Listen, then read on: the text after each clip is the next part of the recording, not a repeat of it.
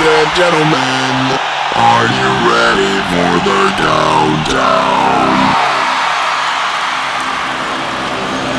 10, 9, 8, 7, 6, 5, 4, 3, 2, 1.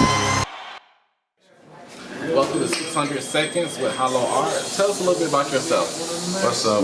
It's me, Sauce Got Jokes. I'm originally from Newberry, South Carolina.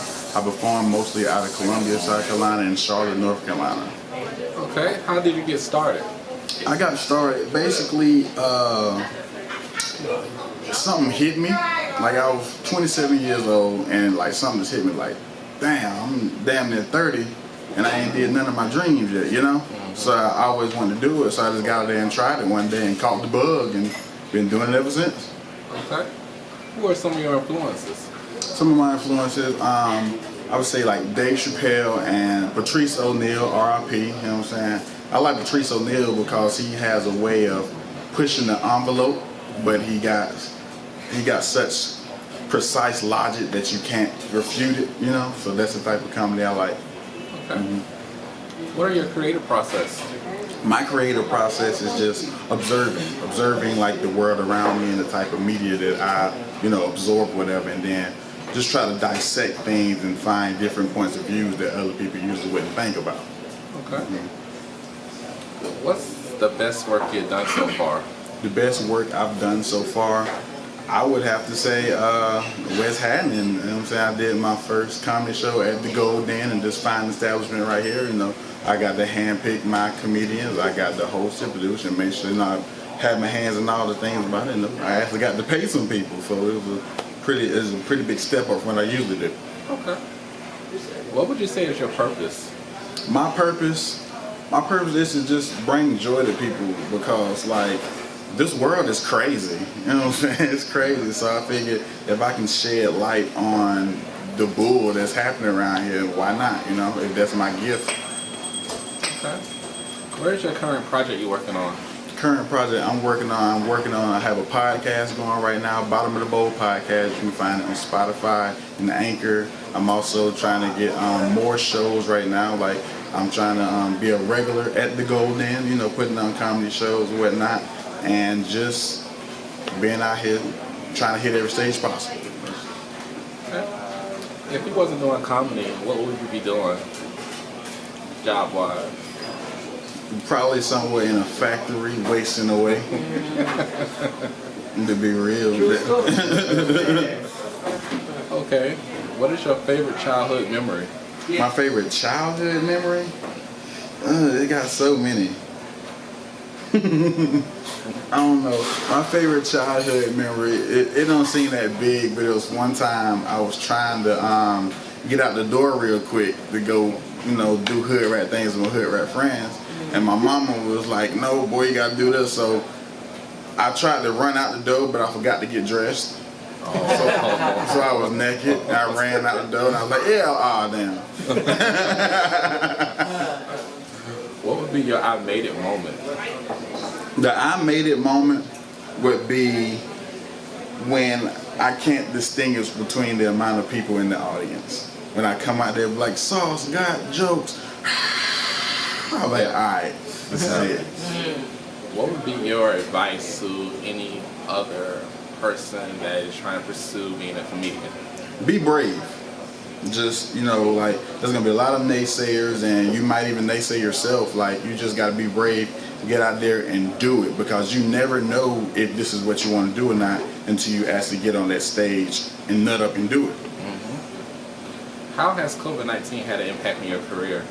It's funny, but low-key COVID-19 been the best thing for my career, to be honest, because COVID-19 them knocked off all the big things, so small underground people like me, we was able to weasel our way up. You know what I'm saying? I've had more work doing COVID-19 than regular, so, you know what I'm saying? And it helped change my mentality a little bit, because like during the first couple months or whatever, I almost had a mental breakdown because I'm an extrovert.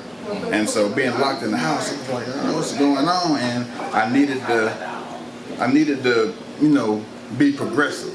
So I started working, started doing whatever I could with little small things I could. And it takes about 3 weeks to make a habit.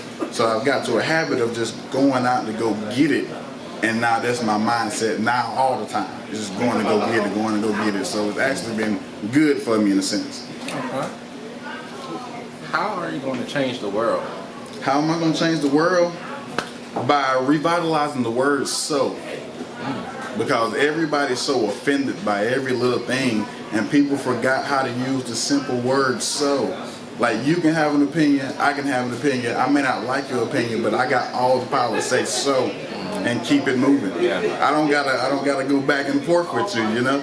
So that's my purpose, to make sure everybody stop being so PC, and you're entitled to your own opinion like everybody else. Just say so and keep it moving. So why should people follow and support you? Why should people follow? Because I'm genuine.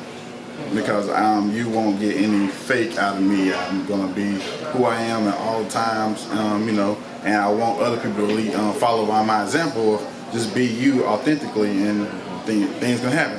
Yeah. How can people follow and contact you?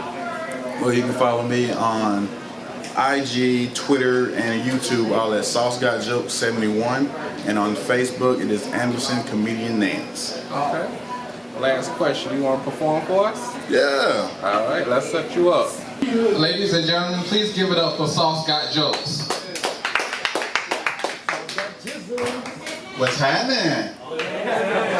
Nah, I need some more energy in there. Repeat after me. What's happening? What's happening? There we go, there we go. That's my favorite intro ever, y'all.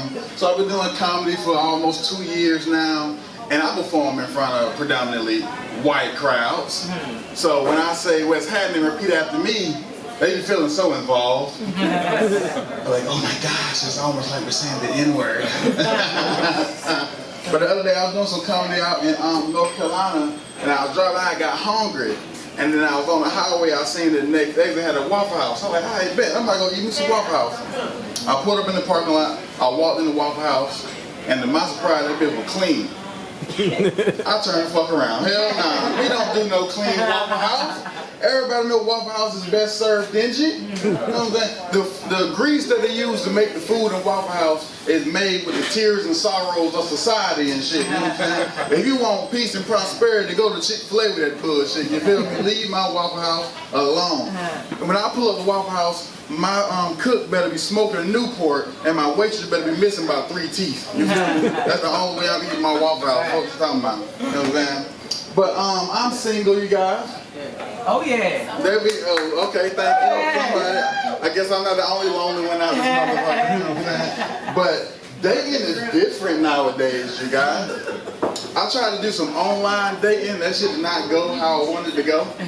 So I went on the profile thing, and I seen this nice little pretty woman. You know what I'm saying? I was going through her profile. Like, you know, she had a good job, pretty. Then it went down and said, has children. Swipe. And so I went to the next one, pretty damn thing, good job, you know what I'm saying? Has children. Swipe. The next one has children. Swipe like fuck. Is this a dating app or the stepdaddy draft pick? Like, what the fuck y'all want me to do? You know what I'm saying? Be the stepdaddy? Now, I was a stepdaddy one time, but it's crazy. I realized that I don't like kids. I was a stepdaddy, I didn't like kids. It's because kids will have you all out of character, you feel me? But like I said, I don't like kids, but you know what? I was trying to be there for them. And there was one day, we was gonna make cheeseburgers for dinner. So alright, we went and got cheeseburgers, they got done, and I was like, alright, little motherfucker, come eat. He got to the table, started eating. You know what this little shit said to me? He said, Anderson, you make the best cheeseburgers ever. Heart, I felt like the Grinch. My shit grew 3 times that day. I had butterflies and shit. I was like, maybe kids ain't that bad. And then he looked at me and said, but your fries are trash. Like, you motherfucker. You know what I mean? Nah, I don't choke him. Not on cheeseburger night. Maybe spaghetti night, I get on his ass, whatever. But anyway, like I was saying, man, dating is different nowadays because y'all ladies scare the shit out of me. I don't know what to say. Like, you see this table back here with these 3 beautiful ladies back there? They scared the shit out of me. Look at her. Look at her. But I'm going to tell you why beautiful women scare the shit out of me, because they're all different. I was outdoors in comedy one day. I seen this pretty girl, I walked up to her, I said, hey, my name's Anderson, you're pretty cute. What she said to me, she said, pretty cute? That means I ain't all the way cute, so that means I'm pretty ugly too. Like what? Now, if I would have called you pretty ugly, it would have been a problem, right? That shit is crazy. But you know what, I digress, because right now, I am only dating exclusively big women. Folks y'all talking about big girls, y'all get it, because don't nobody show love like a big girl. I went on this one big girl house, you know, we were doing our thing, you know, being grown or whatever. And then it was time for me to go. She was like, no, baby, spend the night. Then I got insecure, because I ain't have my spend the night bag. You know what I'm saying? Y'all women, y'all got y'all spend the night bag. Or men, we got our spend the night bag too. Our spend the night bag consists of basketball shorts, do-rag, and a PlayStation 4. I ain't have my do-rag, so I can't wrap my hair up. So I was like, yeah, baby, I can't stay tonight, can't wrap my hair up. You know what this big, beautiful woman said to me? She said, you can borrow one of my bonnets. Oh my God, that is love. A skinny girl would never let me borrow her bonnet. And the thing is that she's a big girl, we wear the same size. So I had her bonnet on, one of her t-shirts, and I was tucked in up under her fufu. Nigga, I was colored in the motherfucker in there. What do you mean? But I like to talk, I like to make a lot of jokes about women, you know what I'm saying? No disrespect. It's just because y'all funny as fuck. Women are funny without even trying to be funny. Like one time my homegirl, she was like, hey, guess what? I was walking on the sidewalk, and this man drove by looking at my ass, and guess what? He crashed. You know? What? He was looking at my ass, and he crashed. You know? I was like, Sinead, so you glad to be a vehicular hazard? What the fuck? And it reminded me, like, what if other hazards talk? Like, what if you go to Toys R Us and you get a Lego, and the Lego be like, man, I'll choke the fuck out of a kid. That'd be the same thing, right? That's crazy. Well, also, I'm here to give some advice. Here to give some advice to a certain demographic of people that I myself belong to. Medium dick niggas. Oh, I'm the only medium dick nigga in here? Say no more. Well, welcome to my TED Talk. You know what I'm saying? Fellow medium dick niggas, we gotta stop lying to these females. We gotta stop telling them that we got big dicks before we have sex with them. Because they don't do nothing but lower our chances. Because not all women like big dicks. I call them window shoppers. Because you telling a woman that you got a bigger penis than you do before you have sex with them is the equivalent of a small shop putting their most expensive item in the window. She gonna walk by, see that dick is out of her price range, and go get some medium dick off Fashion Nova. Call it a day. Let's see. Oh man. But it's 2020 and the idea of masculinity is changing, you guys. It's changing. Like more men are crying nowadays, which is cool. I don't mind men crying, but what I don't like is the reasons that the media say that men don't cry. They say men don't cry because it makes us seem weaker or feminine or something like that. That ain't true. The real reason men don't cry is because we cry ugly as fuck. Straight up. Hey ladies, any ladies in here, have y'all ever broke a man's heart? Anybody? You ever broke a man's heart? I think she lying. Has she ever broke a man's heart before? Yeah, she lied. Well, let me ask you a question. Have you ever heard this noise? You ever heard that noise? That is how you know if you ever broke a man's heart, you heard that noise. I'm going to tell you about when I got my heart broke last. So I was messing with this chick when I was in college or whatever. I dropped all my hoes for her already. So you already know. It was real for me. You know what this bitch said to me? She said, you are the right guy. It's just the wrong time. Ugh, that dirty bitch. So me, being the thug that I am, you know what I'm saying, called hard body. Got in my car, drove off. When I was driving, I played some Drake in the car. Watch me going out of the way when I sit at home. Only time of the day I get to spit on my own. I used to think about how I used to sleep. Pull up where you live and pick you up on the way.